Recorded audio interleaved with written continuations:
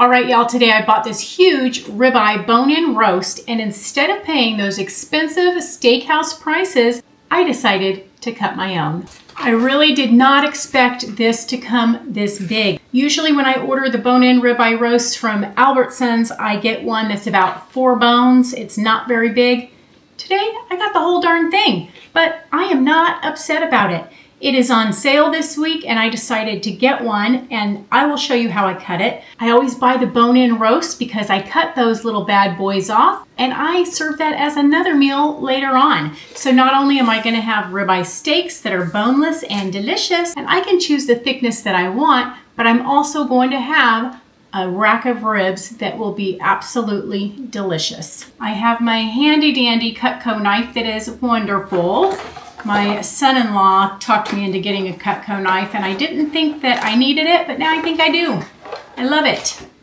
So, I want to get some more of them. And these gloves prevent me from cutting my fingers, which I do all the time, so my husband made me buy these gloves. I will link them down below if you want to check them out and get yourself a pair. But I am always cutting myself. The ribeye roasts were on sale for $8.77 a pound at my local grocery store. I remember when I used to get them for $3.99 a pound. Well, those days are over. Now I get excited about double that, more than double that, at $8.77 a pound. This whole thing is almost 20 pounds. It's 19.75 pounds. And so I paid $173.12, but I'm gonna get a lot of meals out of this, so it will be worth it in the long run. Now I just cut apart my paper bag that they gave me just to kind of catch the juices. So that I placed underneath my cutting board. It already looks delicious. About a month ago, these ribeyes were on sale for the same price, and I bought a bunch, and we are almost down to the last ones. I don't know if you can see behind me, but I have a pack of them that I had frozen, defrosting right now so I can eat them today. And then I decided to get some more. Now I am by no means a ribeye or roast cutting expert, but good news is you don't have to be. I figured that out.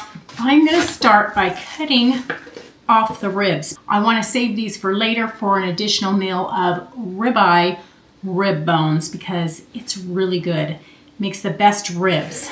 I'm pretty spoiled because normally when I buy these, they already are cut off and just hanging on a little bit. But since they gave me the whole darn roast, I get to do it myself. You guys are probably going to be cringing at my slicing job. But that's okay. I ain't trying to impress anybody.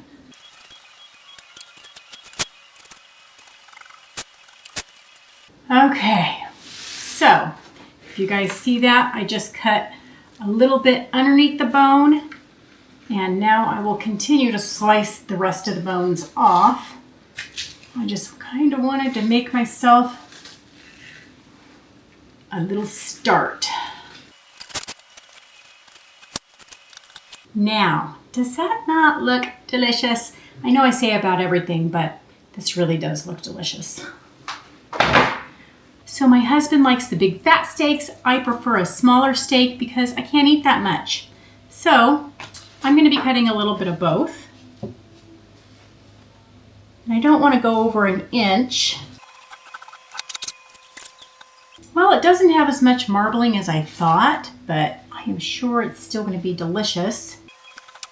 I used to get excited about going out to steakhouses and getting a really big juicy steak, and I really don't anymore because I kind of like our food a lot better. So we don't ever go out to eat steak, honestly. You would think we would, but we do not. So I just tell my husband I would rather eat his steak because it tastes better and I know what's going into it.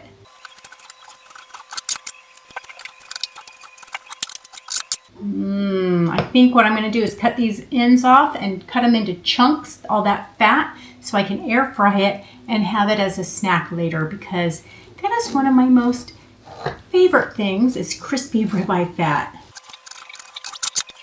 These little end ones where they're all kind of messed up are perfect size for me. Tiny babies.